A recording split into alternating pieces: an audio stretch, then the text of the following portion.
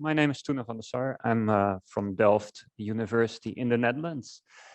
I'm very impressed with this conference. I want to start by thanking the organizers, all the organizers, for inviting me and providing such a great venue.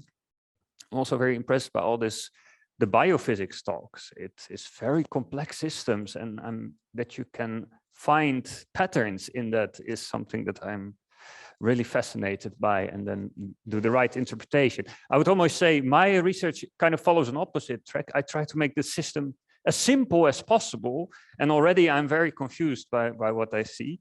And to illustrate this, so what we do is we have in my group we study so-called spin waves. These are waves in magnetic materials, microscopic waves, and we do that using a single spin as a magnetic field sensor.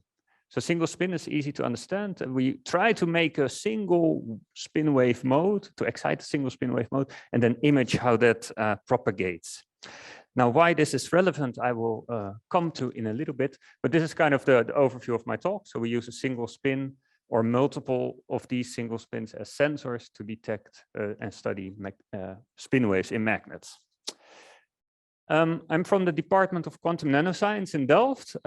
Just to give a little bit of background, so this is our physics faculty, and our department is organized around 3 themes: quantum matter, quantum sensing, and quantum transduction. And I find myself kind of on the quantum sensing and quantum matter in those areas. And the reason we call it quantum sensing is because we use a single spin often, and that's a quantum object as a magnetic field sensor. However, I have to say that the quantum properties of the spin don't play a big role in my measurements that I will show today. And I'm here together with Gary Steele, who will give a talk tomorrow, and he's also from the same department. Now, in our group, we try to address the question, how do spins and charges move through materials? And I already introduced a little bit the topic of spin waves. So these are collective spin excitations in magnetic materials. But we use these kind of this single spin as a magnetic field sensor, and it also allows you to reconstruct, for instance, where electric current runs in quantum materials. So that's a separate research area that I won't go into today. But just to give you an idea, if you have a magnetic field sensor, you can study spins and currents. That's what you do. So the group, this is my group. These are the people that do the work. I have one PhD student just graduated. He was my first PhD student, and he just left the group, unfortunately. But then there's also new people like Annick who joined, and they did all the work that I will present today. So what are spin waves? Spin waves are waves in magnetic materials. And as you know, in a magnet, you have electron spins that are pointing in a particular direction, and they are coupled to each other. And this can give rise to a magnetic field outside of the material. That's what makes the magnet a magnet. Now, what are the elementary spin excitations in these materials? It's very difficult to actually flip a single spin in such a magnet because they're coupled to their neighbors. So instead, if you start jiggling, exciting the system a bit, you will form these collective precession of spins. They are called spin waves. So they have a wavelength determined by this phase that is depicted here. The wavelength can reach from a few nanometers up to tens of micron. Typical frequencies are given by electron spin resonances, so gigahertz or up to terahertz. And that is what makes them interesting for information processing. So this wave nature. And in a sense, this kind of spin wave excitation is similar to the phonon polaritons that were discussed 2 days ago by Rainer Hillebrand, or exciton polaritons. So there's some kind of combination of an excitation in the material, in this case a spin excitation, and then a magnetic field that is created by those spins that is evanescent, and it has a very small wavelength compared to the free space wavelength of magnetic fields of that frequency. The difference is a factor 10,000 approximately. And that means that these magnetic fields associated with spin waves are extremely strong. They're confined to the surface. If you put your sensor in that evanescent field, it's not so difficult to detect it. but you have to come quite close, and that's why we use these spins in diamond as detectors. Now, because they have such small wavelengths, you can think of making logic devices, such as this directional coupler, that make use of the wave nature of a spin wave. And this is actually a main drive behind the spin wave research field, to use spin waves as objects in computing, in information processing. But spin waves play a fundamental role in magnetism. So if you want to understand how does the magnetization of a magnet behave, for instance, as a function of temperature, you need to consider these elementary excitations. So they play an important fundamental role. And then there are also many new research topics. So for instance, you can make these spin waves interact with other excitations, such as lattice vibrations, phonons, or with superconductors, and try to manipulate, say, how spin waves propagate through a certain piece of material, or how acoustic phonons propagate by having those two systems interact. So these kind of hybrid systems is a hot topic. You also have a field of quantum magnonics. So perhaps more familiar is the concept of a phonon. Right? So you can have lattice vibrations in a material. Those are waves formed by motion of the atoms in the material. And those are called lattice vibrations. And the quasi-particles associated with those vibrations are called phonons. So you can put phonons in a certain lattice vibration mode. In this case, you can put magnons in a certain spin wave mode. So magnons are the analog of phonons, so to say. And you can go to the single magnon level, where you have, say, a ferromagnetic sphere. It's 1 millimeter in size. You cool it down. There are no thermally excited spin waves in the system. And then you use a qubit here. You excite the qubit. That excitation goes into a cavity and then excites a single magnon in a specific spin wave mode of that ball. So this is called quantum magnonics. Very nice experiments from the Nakamura group. Now, spin waves also determine the properties of magnets, and there's a lot of excitement about 2D magnets nowadays. So in 2017, graphene-like materials were discovered in their monolayer form that are magnetic. So you have magnetic crystals like graphene, and basically nothing is known about their spin wave properties. Well, not so much. The experiments are coming out now, and that's another interesting research field.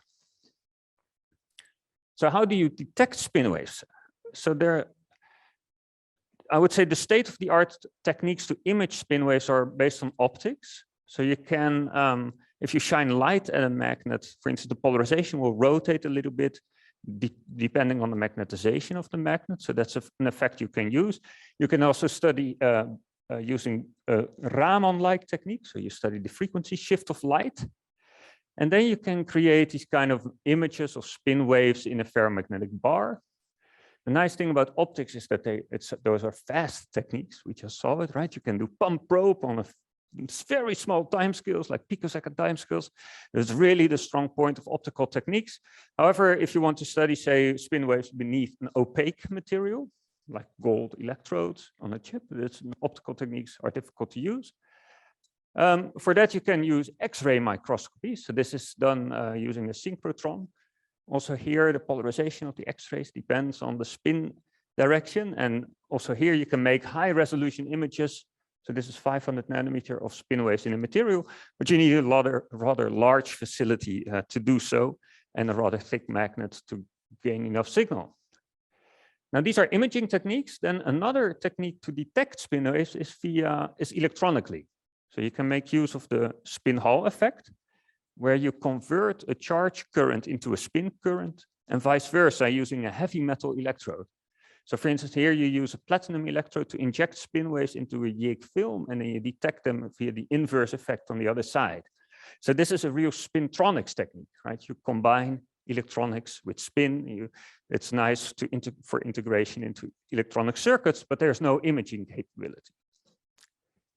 Now, in this talk, I will present magnetic imaging of spin waves. So we developed a technique to use the electron spin, an electron spin in a diamond probe or in a bulk diamond to detect spin waves by their magnetic fields and by their microwave magnetic fields. So that's what's unique about this technique. It's the only technique that detects spin waves by their microwave magnetic fields that evanesce as you go away from the surface. Now, why is this useful? It presents some new opportunities because it's like MRI. You can look through materials. Magnetic fields penetrate through materials. So you can look, for instance, underneath gold electrodes, what's going on with the spin waves underneath. You can study the magnetic fields themselves if you have a magnetic field detector. You can have very high resolution if you use this kind of scanning diamond probe with a single spin. It's an atomic sized defect in diamond, and the spatial resolution you get is only determined by the distance to the sample you study. That can be about 50 nanometer. It's also a sensitive technique. So the NV center has been used to image, for instance, magnetic fields of monolayer magnets, van der Waals magnets. And it's compared to a synchrotron, a rather simple setup. Now in this talk, I will introduce how we use NV centers to image spin waves using this setup where we put a diamond on top of a magnet and we make images like this. And I will present some nanoscale imaging of spin waves with a single NV spin, where we study spin wave scattering with high resolution. And then finally, I will show you how we can use spin waves to expand the detection capabilities of NV centers as sensors, because NV centers are used as sensors of magnetic field, and you can use spin waves to enhance their capabilities. So let me start by introducing how an NV center works. So the sensor that we use is this atomic sized defect in the diamond lattice. So diamond consists of carbon. You have a nitrogen adjacent to a vacancy. That's what it's called, why it's called an NV center. And this complex has an electron spin. And that electron spin we use as a sensor. It responds to magnetic fields, and therefore you can use it as a sensor. The special thing is that this defect also photoluminesces. So you shine a green laser at it, and then whoop, you see red photoluminescence. And these are, for instance, some of these spots are single NV centers inside a diamond. You can determine the density of the NV centers by implanting high density of nitrogen or low density of nitrogen, as you wish. So then the challenge becomes, so each of these points is now a magnetic field sensor. The challenge to use it is to get it close to the object that you want to study. So we developed two techniques for that. The first is very simple. So here you see a bulk diamond, 2 by 2 millimeter. And we implanted a high density of NV centers just a few nanometers below the surface. And then we just put this diamond on top of a magnetic film, and we have a strip line to excite spin waves. That's an experiment I will present first. Then if you want to go to the nanoscale, you can use these kind of diamond scanning tips. Now, the NV electron spin, we use it as a magnetic field sensor as follows. So it is a spin one system. So there are 3 spin levels that split according to the Zeeman splitting. And the beautiful thing is that if you shine a laser at an NV center, a green laser, it will photoluminesce, but it will also polarize into this 0 state. So this optical induced spin polarization, that's key to using it as a sensor. Then if you do that and you also apply microwaves and you measure the photoluminescence, at some point you hit one of these resonances, you will transfer some of the spin population into the other states, and that leads to a dip in the photoluminescence. So that's how we detect the electron spin resonance frequency. And then the location of the dip tells you the magnetic field at the site, at that point in space, given by that atomic sized defect. Now, the location tells you the static field, and the amplitude of such a dip tells you the magnitude of the oscillating field that you use to drive it. And that last thing is what we will use to study spin waves, and I will come back to it. Now, what does such a magnetometry technique measure? Well, if you, in the context of magnetism, if you have a homogeneous magnetization where all the spins in a film point in the same direction, you don't create a magnetic field. It's surprising, but it's true. And therefore, you cannot detect this state using a magnetometer. So K is 0, so this is kind of the wave number of this excitation here. K is 0, no magnetic field. Likewise, if you have an antiferromagnet where adjacent spins are anti-parallel on a lattice scale, This does create a magnetic field, but only very close to the spins, and it dies out exponentially as you go away. And therefore, you are most sensitive to magnetization patterns that oscillate spatially on the scale of the distance to your sensor. And that's what makes an MV, makes the MV sensor useful to study spin waves. These are well matched. Now, what frequencies can an NV measure? I already hinted at it. So we can measure the ESR frequency of the NV center to determine the static field.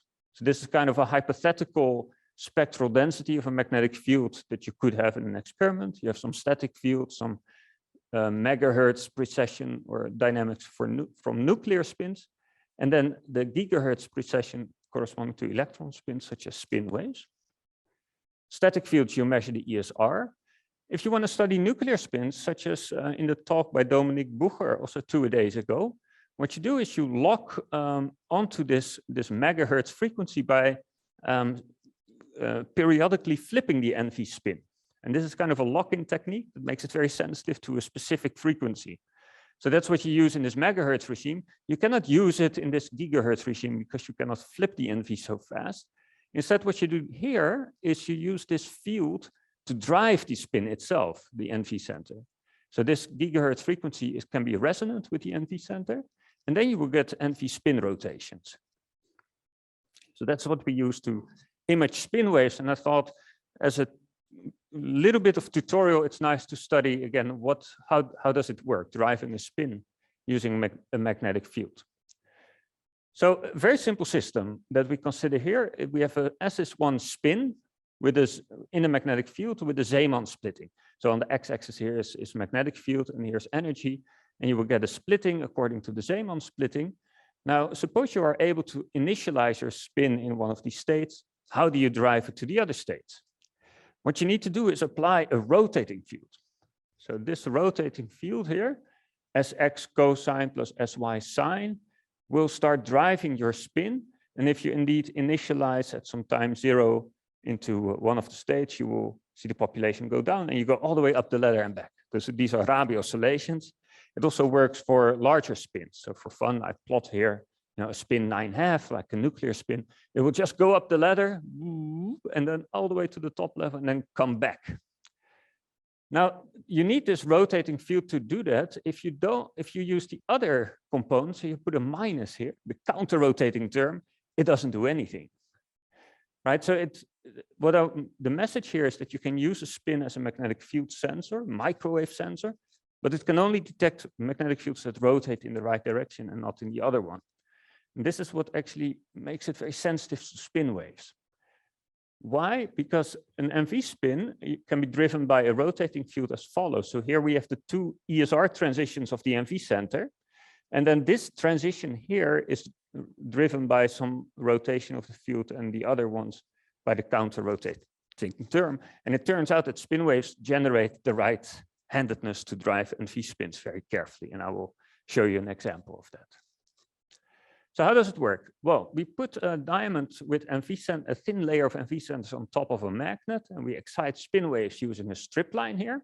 So we send a microwave current into the strip line that excites spin waves, and then we have these NV centers here to detect the microwave magnetic fields of the spin waves. Now, to give a bit of an example of what to expect, so here's the dispersion of spin waves. So omega frequency versus the wave factor, wave number. And if you apply a certain frequency, you get a certain wavelength. And if that frequency is then also resonant with the NV frequency, you will start driving ESR transitions of the NV.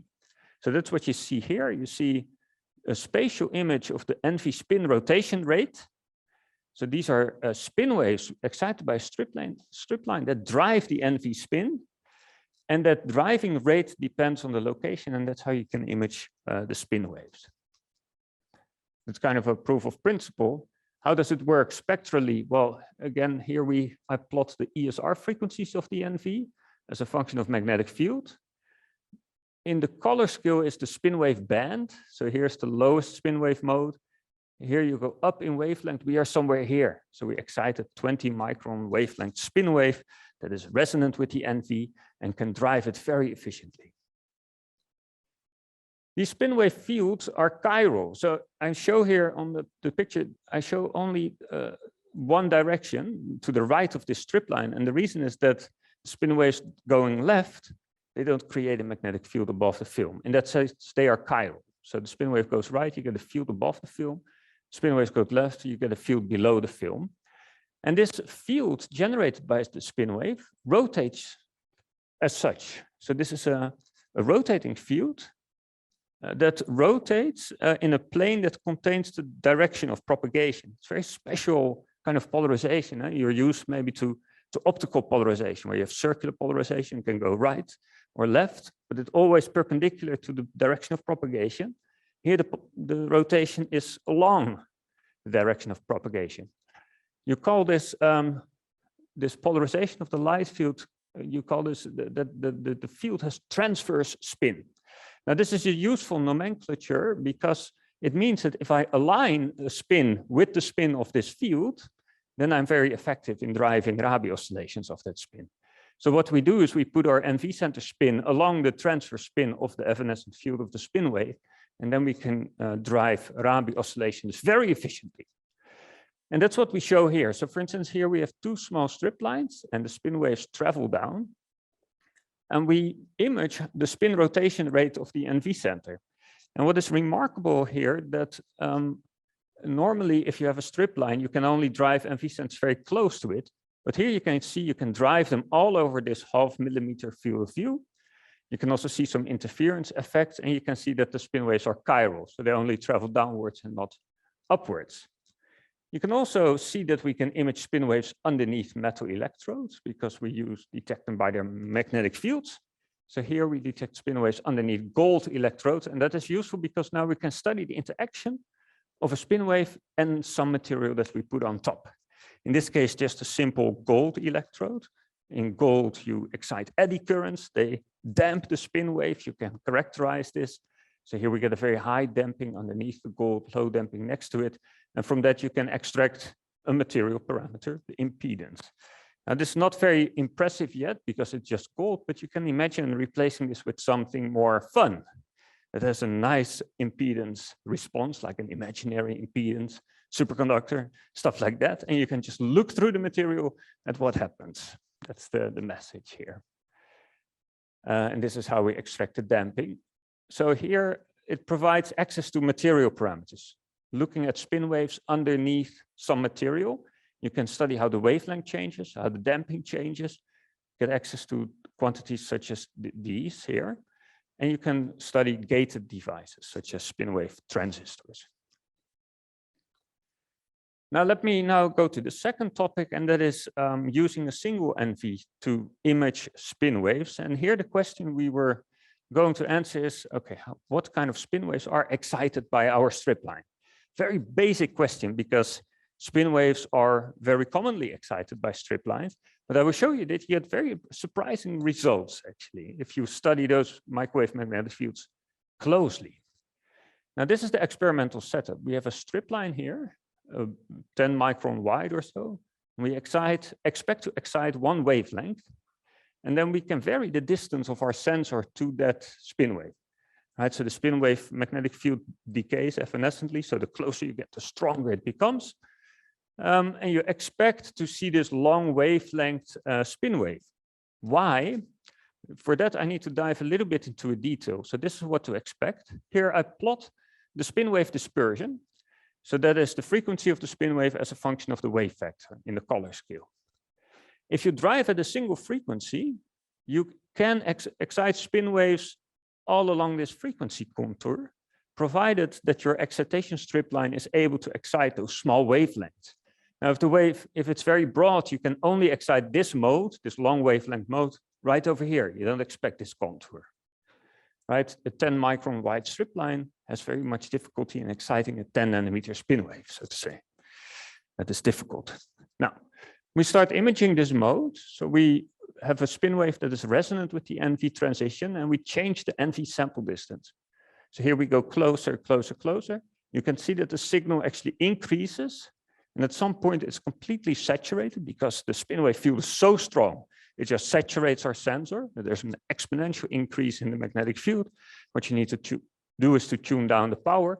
This is just to illustrate that you get this exponential dependence on the distance of the spin wave stray field.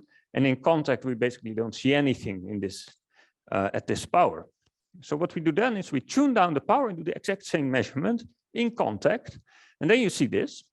So lots of spin waves traveling in all kinds of different directions, very small spin waves also, 360 nanometer. You can see some oscillations here. And then if you take a Fourier transform, you may recognize here this figure 8 that I showed earlier. This figure 8 over here. So apparently there are spin waves all along this isofrequency contour, despite the fact that we are exciting with a very long and very broad strip line. So that's surprising, and we can see spin waves, well, corresponding to wave factors, wavelengths of about 240 nanometer. And with the reason we think we see those spin waves is that there are some defects in the sample. Here there are some clear defects like dirt on the sample, but there are also very small defects and not so visible in this picture actually. But we see in AFM that our magnetic field has many small pits, and we think that that causes spin wave scattering. And that's why you see all these spin wave modes occupied. Now, what I find amazing here is that you do the same measurement in contact and far away, right? And what you see is totally different. So in contact, you see all these small wavelength spin waves, you retract the tip, you filter out all these high K modes, and you just see the low K mode that you expect. So this mode has been studied extensively. This is typically not so easy to study because of the small wavelength. Okay. And here, yeah, the message here is that we can also, by changing the frequency, image this long wavelength mode, and we tune the distance of the tip then to optimize the contrast here. Okay, then the final part of my presentation is about using spin waves to broaden the detection range of NV centers.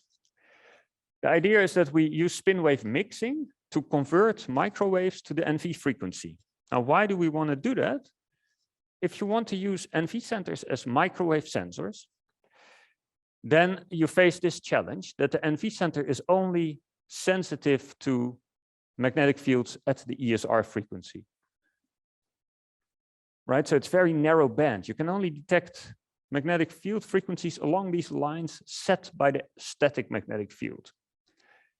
Now, this is difficult if you want to use NV centers as microwave sensors, and there's quite a bit of commercial interest. So here you see like a commercial or a sensor that's about to be commercialized by Bosch. An NV diamond is inside, you supply microwaves, you can use it as a magnetic field sensor. But if you want to detect microwaves, you're stuck to this line here. And the idea is that we use spin wave mixing to convert locally the microwaves to the NV frequency. And that's this picture here. So we have some signal that we try to detect. We send in an auxiliary pump field, and then via spin wave mixing, we can detect it using our NV center. The particular process we use is maybe known from optics. It's called 4-wave mixing. So the idea is that you want to detect this microwave magnetic field, but you see it's not resonant with the NV center transition. However, if you apply a pump field, then you can get this 4-wave mixing process, which creates a so-called idler that is resonant with the NV transition, and that you can detect. Now, this allows to detect microwaves that are far detuned from the NV frequency. So the NV frequency is here. We apply a pump field, say, at this blue line, and that makes us sensitive to frequencies that are detuned by several hundreds of megahertz. So we expand, say, the detection capability of the NV center using this technique. And it's limited, you see it goes down, it's limited by how well you can excite spin waves, and that is a material dependent parameter. So if you switch materials, you can expand this to other frequencies, and that's what we are working on now. Now, to show that this frequency converted microwaves are very coherent, we use it to drive NV center spins. Coherent Rabi oscillations of the NV center as a function of time. So here this NV center spins go up and down, but we apply microwaves that are far detuned from the ESR transition, then mix them down to the ESR transition and show that we get a very coherent field that allows you to do coherent spin control. So this is interesting if you want to go into the field of hybrid quantum systems where you combine, say, a magnetic system with a qubit system. So you can drive the qubit using spin waves. And we plan to extend this now to the 10 or even up to the 100 gigahertz range by using stronger magnets and better strip lines that optimize the spin wave excitation. I think I'm out of time. No. Okay, 5 minutes, great. Well, this is basically, well, not the last, but almost the last slide. It's a bit complicated, but what I do here is, or what we do here is we have this spin wave mixing process by which we convert spin wave frequencies via 4-wave mixing. You can also have cascaded mixing events that leads to frequency combs. So here, very small is what we do.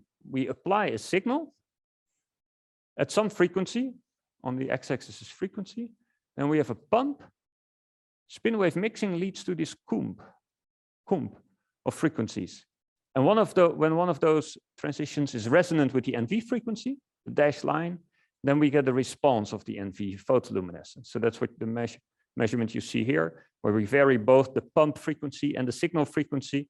And you can see this high order mixing events up to 10 orders. So where you have cascaded mixing to the 10th order, that makes all these frequencies detectable to your NV, despite the fact that the resonance of the NV is over here. With that, I would like to provide an outlook. So the NV center is sufficiently sensitive to detect spin waves in very thin materials. And we plan to use this to study some of these newer materials like complex oxide magnets or van der Waals magnets, because there are many unknowns there. They're a hot topic now, the atomically thin magnetic materials, and we want to answer some basic questions there, like what's the magnetization, what's the spin wave spectrum, etc. Let me end by acknowledging the people who did the work. So Jacopo, the PhD student who started the spin wave imaging experiments, then Brecht, who did the scanning probe experiments together with Samer, Joris and Aniek and Michael are now picking up some of the other future spin wave experiments, and Allard was helping with the AFM capabilities that you need to do scanning probe NV imaging.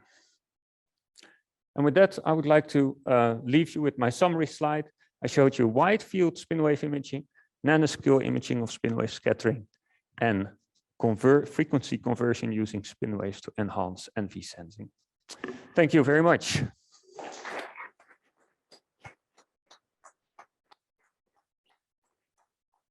Thank you, Toeno. Questions, please.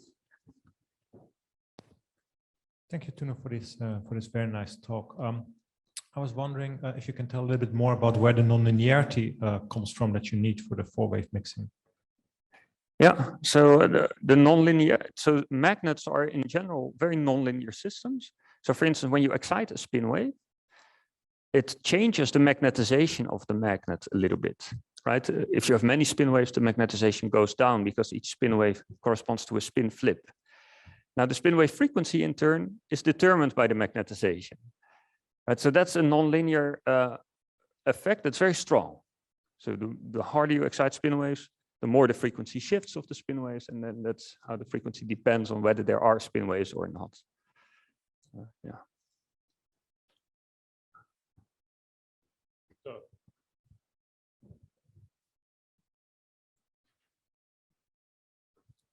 Thanks for the nice talk. So I have a quite general question. Do you have enough sensibility to measure single magnons, or it's not quite there yet? Because I know those experiments where they couple with like a qubit, they can, in principle, measure single magnons. That's right. Yes. Making spectroscopy of the qubit, right? So that's right. Can you comment a bit? Yeah, so I can comment on that. So for instance, NV centers have been used to detect single electron spins externally. So not in the diamond itself, but in another material. Now the magnetic field generated by a single electron spin is similar in magnitude as that excited by a single magnon. So in that sense, there's hope. The challenge is that the magnon is extended spatially. And that's, so if you use a point sensor for that, that is not an ideal situation if it's very extended, let's say, right? So if you do calculations, try to estimate if it's possible to detect a single magnon with an NV center. They have been done by theorists. And then you find that you need very small magnetic nanoparticles, and then maybe it is possible. It's very challenging, yeah. Please, I suppose that it's important for making high sensitivity measurements that you control the orientation of the magnetic dipole moment of the single nitrogen vacancy defect. Is this true? Or if it is true, what's your strategy for picking up the correct NV center for making sensitive detection? Yeah, that's an interesting point. So indeed, so one of the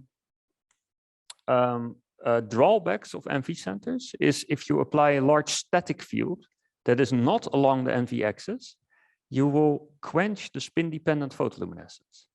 So that means that if you have a large static field perpendicular to the NV axis, you cannot use it as a sensor, basically. Apart from that, as long as the fields are small, like up to 10 millitesla, you can apply it in any direction.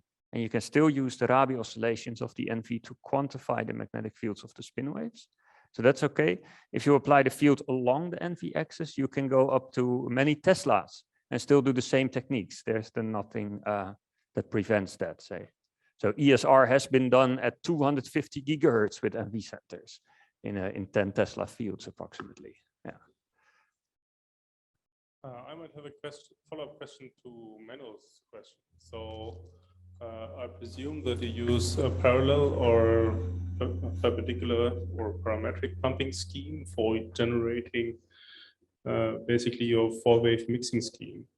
If I remember correctly, you excite basically the whole zoo of higher K modes with this, and they relax back in a thermal fashion to the minimum of the band. So that's right, yeah. What happens there with K conservation in this four-wave mixing scheme, and do you then see all this ultra-short K modes? Yeah, indeed. I only showed frequency conservation. Let's see. So this shows energy conservation, right? Yeah, and you are right that if you don't provide this signal, you still get four-wave mixing inside the magnet, and you excite a whole zoo of secondary spin waves, like thermal. Then the signal is provided by thermally excited modes that are present at every frequency, basically. And you get a lot of idlers, thermal idlers, so to say. So that's why you need, in this case, the signal to stimulate the emission at this particular idler frequency. And that's how this idler starts to pop up above the thermally generated idlers. On top of that, you also need momentum conservation. So indeed, this limits the efficiency of this process very much. You cannot do this for every combination of frequencies.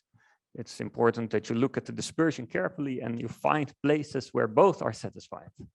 Yeah. Very nice talk. I have a question regarding the fringe pattern that you see there. That it looks to me like an interference. So I don't know. I understand exactly why you see maxima and minima. Is that the interference between the spin wave and the field that you use to excite them, or is that? That's exactly right. Yeah. So what we do, indeed, we have a spin wave that's a traveling wave. So the maxima move, and they move along with spin wave. But then on top of that, we have a homogeneous microwave magnetic field that's spatially homogeneous. And if we let those two interfere, and that leads to a standing wave pattern that we detect. Yeah, that's indeed the case. Yeah. I see no more questions. Then let's thank Toeno again. Thank you.